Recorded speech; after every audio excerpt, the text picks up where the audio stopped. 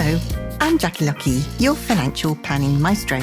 This series of podcasts is aimed at financial planning professionals and also those who are looking to enter the financial planning profession.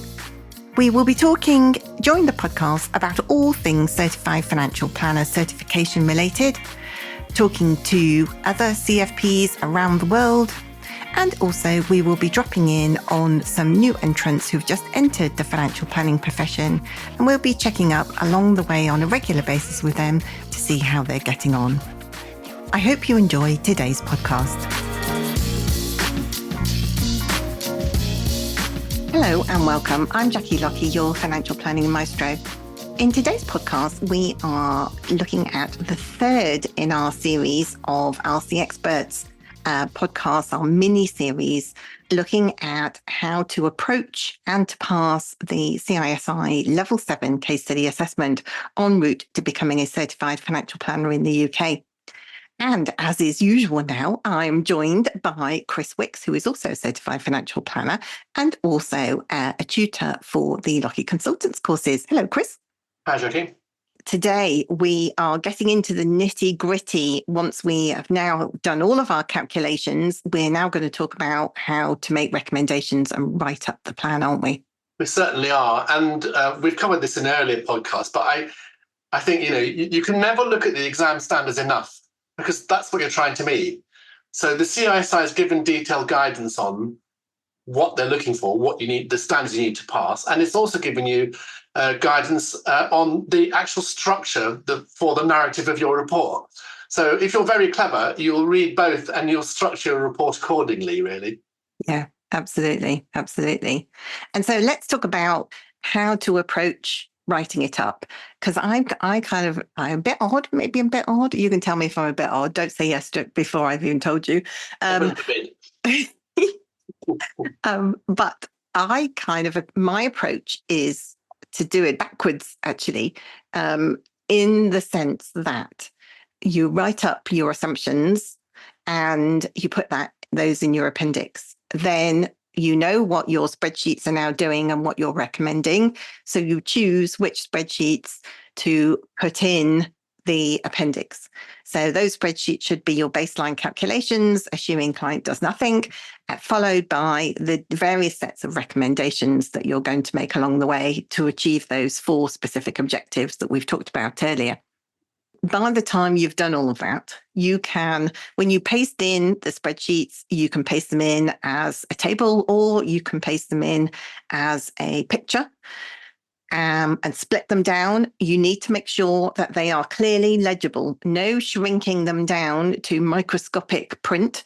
If the assessor has to get their magnifying glass out to see what your numbers are on your spreadsheets, then you are definitely 100% going to fail. And that has happened to candidates that I have helped in the past.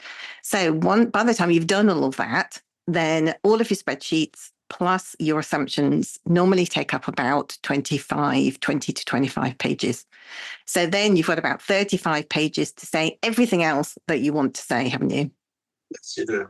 But then, when it comes to writing it up, we're looking at, you can't just go, well, this is what I'm going to recommend. You've got to have a nice flow and a nice structure to it, haven't you? So you've got to start at the start. Exactly. And like you said, the CISI gives you have a sample financial plan that you could follow the headings, use the headings from the sample financial plan if you want to. If you do a course with us, then we give you some alternative headings. It's entirely up to you. But get yourself a contents page, obviously a covering page, a contents page, and an introduction. And then off you go into basically analysing, explaining what's in your spreadsheets, don't you? And so I think, the starting point for all that is that having created your spreadsheets is to make notes that, draw out what they each tell you.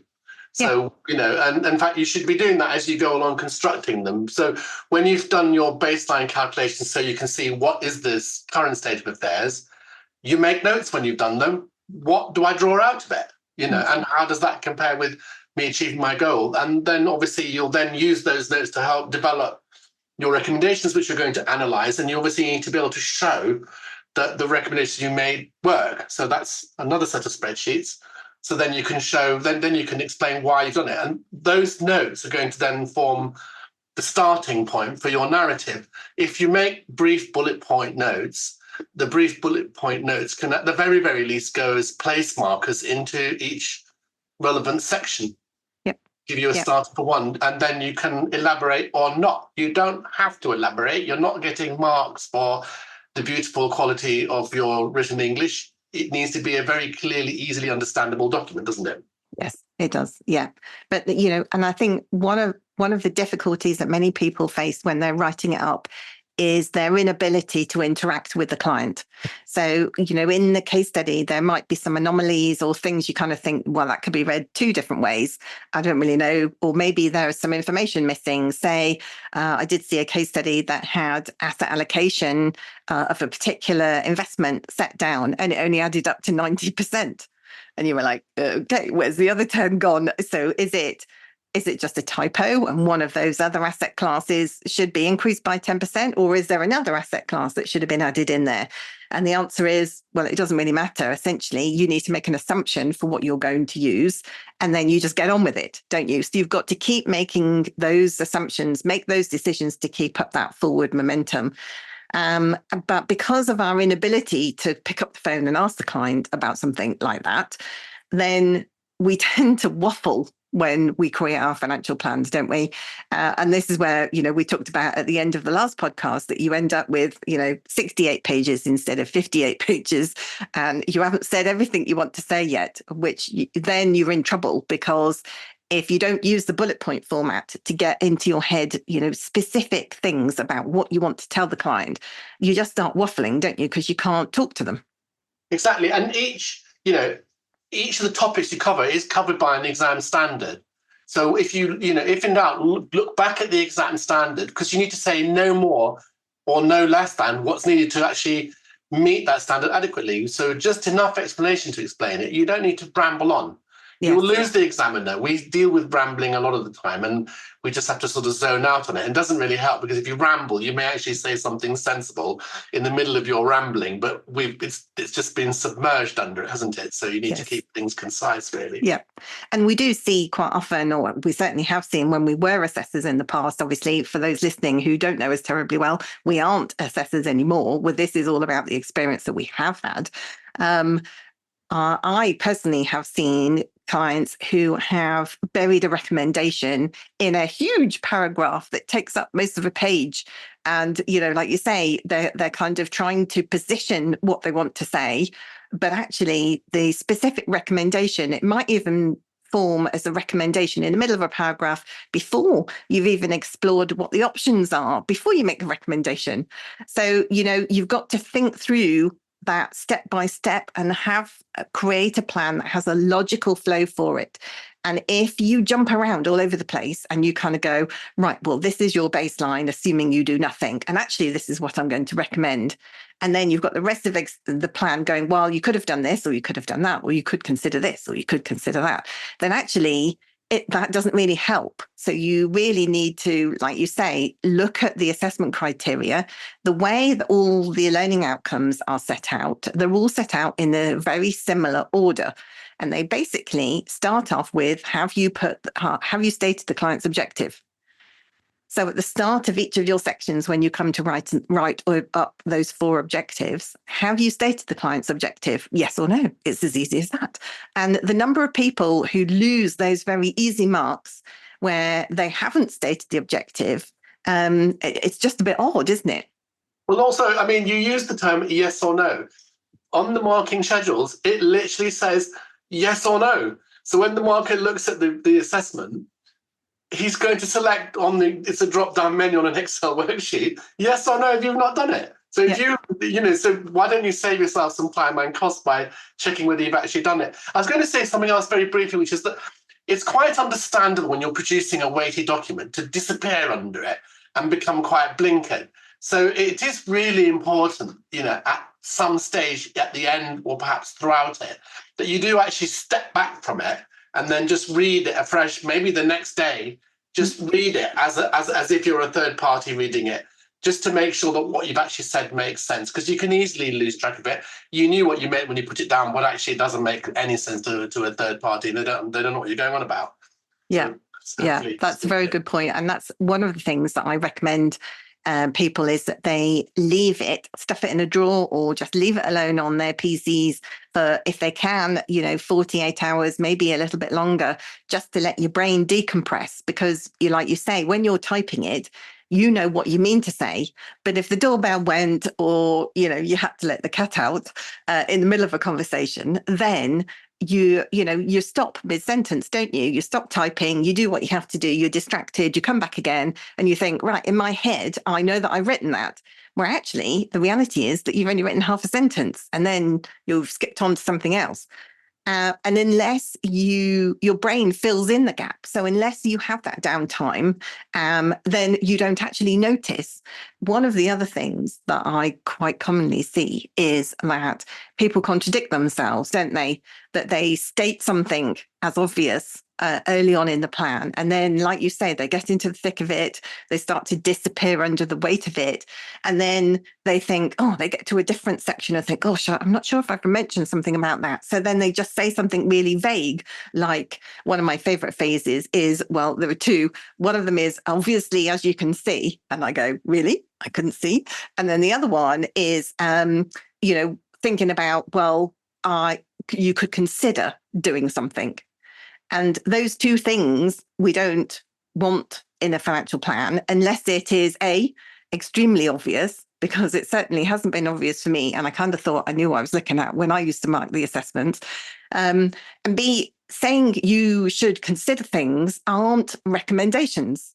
And the problem with this financial plan is that you have to make firm recommendations in order to pass the assessment.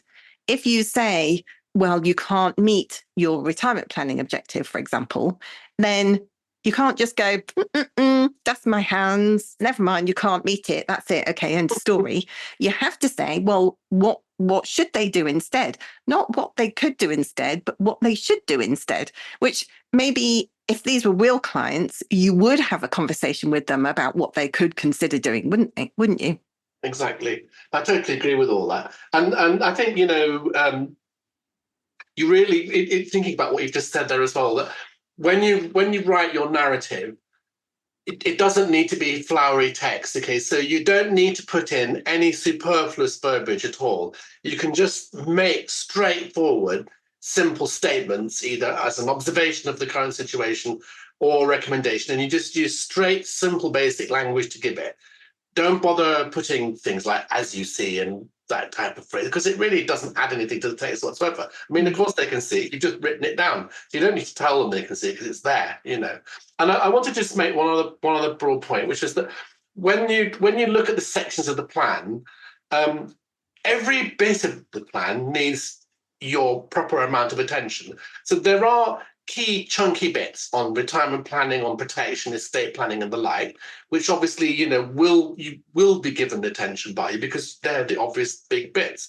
But then there are the smaller bits that such as reviews, action plan, and the like, which you need to make sure you concentrate on and give it the attention it needs, and not just dash them off as an afterthought, where you haven't properly constructed it, because you can literally fail the section for having given some great content on the key part of the topics, and then having not bothered to do the bits, the topping and the tailing, if you like, your introduction, your conclusions, if you like. It's a very common fallacy, isn't it? People they write a big essay and then they dash off the conclusions. So don't fall into that trap. You've got to continue being switched on all the way through the whole thing. Yeah. One of the areas where I think people, because it's a marathon, not a sprint, isn't it? We say that and people kind of roll their eyes at me, but it's true. You're in this for the long haul, and it takes that 150 to 200 hours of work in order to get through and pass this assessment. So there are going to be times you get highs and lows. You're going to go through a whole gambit of emotions where, particularly if you're on training courses with us, you're going to love us and hate us and be frustrated by us and, maybe hate us again. But those whole range of emotions are completely normal. But what you don't want to do is you don't want to run out of steam at the 11th hour. And I particularly find the most common area where I see failing, when I see people who come back to me who failed their first assessment, and I look at their feedback sheets, by far and away, the majority who fail their first assessment are failing on the estate planning bit. And when I say to them, what happened? They all go, oh, Jackie, I had enough of the clients by that time. I run out of time. I spent all my time on the retirement planning. And because I got in a pickle with my spreadsheets, I had to do what you were saying earlier, Chris, and step back and rethink, redo them all. Then I had to do all the protection calculations. And I just given up the will to live by the time I got to the estate planning bit. And the number of people I see where the IHT calculations, assuming a baseline, so that is as the details are in the fact find, the IHT calculations are incorrect. And what the assessors are doing is they're basically it's putting them off marking the entirety of the rest of that section. And it's like they feel, you can see it in the comments that they write. I can feel for them a little bit because it feels like they're wading through treacle. And all of that is because you have run yourself out of steam, you're out of time, and you think, oh, God, I hate these clients. I've been grappling with them for the last 10 weeks, and I just want to get shot of this plan and get on with the rest of my life. But by not doing yourself justice for those last parts, and, as you just mentioned, a paragraph on reviews, I mean, you could do that with the introduction before you even started, couldn't you? But actually, all of these component parts add up to critical marks. And in the last round of assessments, I saw 3 people who failed, who passed overall, got more than 65%, but who failed 2 or 3 of the learning outcomes. And they got 50% in each of them, 50. Now, you only need 51 or more to pass. And they got 50. So apart from the fact that they were kicking themselves because they could have passed on their first assessment, when we looked at the reason about why they had failed, then all of them had failed the estate planning section, and all of them had not paid enough attention and provided correct IHT calculations right at the very start. I think as well that what we find quite a bit is that people literally do something like, you've got an IHT problem, I recommend you go and see a solicitor, and then they think that they're done. Yeah. And that's not done. So you'll have been through a process to carry out a comprehensive analysis of their retirement planning, etc., and come up with some solutions. And you need to give the same amount of attention to your analysis on inheritance tax, and you need to give the same level of critical reasoning to it, because it's probably a growing problem for people, if their financial affairs are in order, if you want to put it that way, and they're going to meet their retirement target, etc. It's quite possible they're going to have a growing estate. So there needs to be, A, you need to observe that in the numbers that you've crunched, and B, you need to then comment about this so that you can set the scene for them, and then you can then make your recommendations. And as Jackie's pointed out, if it was a real client, you'd probably have a chat with them about it and talk through the possibilities before arriving at whatever works best for those clients. In this particular case, you can't do that. You've actually got to come off the fence and just say, make a recommendation that is reasonable for those clients about it, and it needs to be, in reasonable detail. If you think about the solicitor bit, really in this scenario, they may well need to go and see a solicitor, but what they're going to do is the solicitor's going to execute the documents you're recommending the client sets up, whether it's a type of will or a lifetime trust or whatever have you.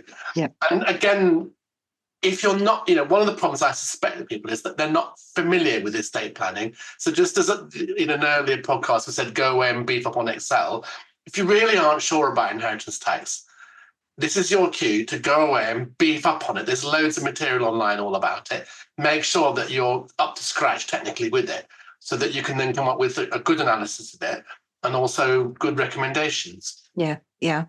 And when we think about putting together an action plan, the easiest way I think about it is, imagine that the action plan is a kind of tear out document, a kind of tick box tear out document that the clients are going to tear out of their financial plan, that is going to be a short clean snapshot of exactly who's doing what and when are they doing it. So you don't have to have your recommendations or why you're recommending things in your action plan, because that's actually in the body of your report, isn't it?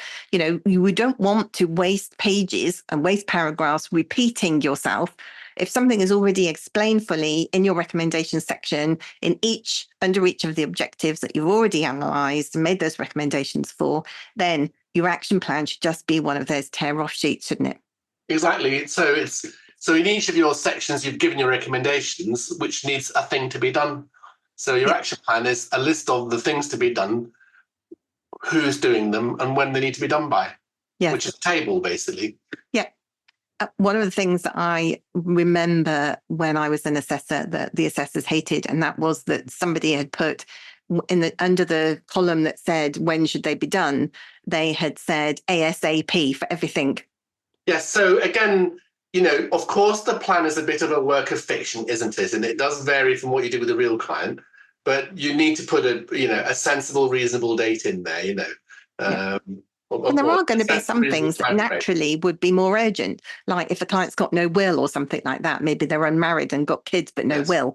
I mean, you would naturally push that to, you know, the more urgent pile, wouldn't you? Absolutely. So there, you know, when it comes to estate planning, there's death planning, wills and like, and there's lifetime planning. And the sequencing for any form of estate planning is you do the death planning first, because that's the baseline situation. If you go under a bus tomorrow, at least there's a structure for your estate. And then you do the lifetime planning, which is always much, much more complex. Yeah, yeah. And when we're looking at marking the plans, once the plan is finished, we ask everybody to shove it in a drawer or leave it on your PC untouched for a few days to let your brain decompress. Go back and then read the case study, then read your financial plan to see whether you've answered everything that has been asked of you in the case study. Assess it against the assessment criteria that you've been given in your candidate guidance.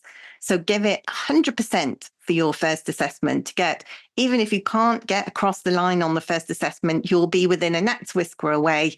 And then you'll believe me that the stress is seriously lifted for the second submission because you've given it your all in the first submission. But one vital thing to remember in all of this when you're writing up your plan is do not plagiarize the sample financial plan that the CISI has given you. Really important. They use software, don't they? They're using software to check plagiarism on it. And I think you mentioned in earlier discussions that one area people can go wrong quite unwittingly, of course, is if you work in a firm where there have been other CFP people who've now passed, and they've come back and they've revitalized the firm's financial planning report templates. That will have probably come from their submission, which is fine as far as it goes, except it's not fine for you, because the system will pick up the fact that you've actually used text that originated with your colleague. And you will get in trouble over it, and you don't want that. So you, unfortunately, I mean, the reality with the whole thing is you're just starting from scratch, making a bunch of spreadsheets from scratch, creating a document, all your own work. In fact, you're going to sign a declaration saying it's all your own work. So that's what it needs to be, doesn't it? Yeah, absolutely. Absolutely. And I guess in total, 60 pages, what we're looking at, 20,000 words, something like that? 15, but it is something that's obviously doable, but it's particularly doable if you plan your time properly. Yes. So if you break it down into tasks, each of which has a set amount of time to it, almost imagine like chapters, if you like. I mean, the spreadsheets are a chapter if you want. So you need to do them all first, and then you can then do the other bits that are substantive, give them a certain number of days to do them in. And if you do it in that way, you'll actually get it all done in a reasonable time frame. Yeah, absolutely. Right. But I think, we can't emphasize this enough, that each of the bits is a building block, isn't it? So you're constructing a building block. And then when you put all the building blocks together, you really then need to look at what you've created to make sure that they all actually do hang together properly, that they're coherent and they tie in with each other. Because, of course, the four key financial planning areas interact with each other, don't they? And it's that, and you do need to make that interaction. You need to observe it and make sure recommendations reflect the interaction all the way through so it hangs together. Yeah. And in our next podcast, we are going to talk you through what happens if you are unsuccessful in your first submission and what you can do about it. And that one's going to be packed with lots of tips from the pair of us. So, Chris, thanks very much again for joining me today. You're welcome. It's really interesting, isn't it, to listen to different people who have different experiences of gaining their certified financial planner certification, or maybe developing the financial planning profession at large. If you know anybody who you think might be interested in listening to any of these podcasts, then please do pass on our details. That's it from me. I hope you've enjoyed today's episode. See you again soon. Bye for now.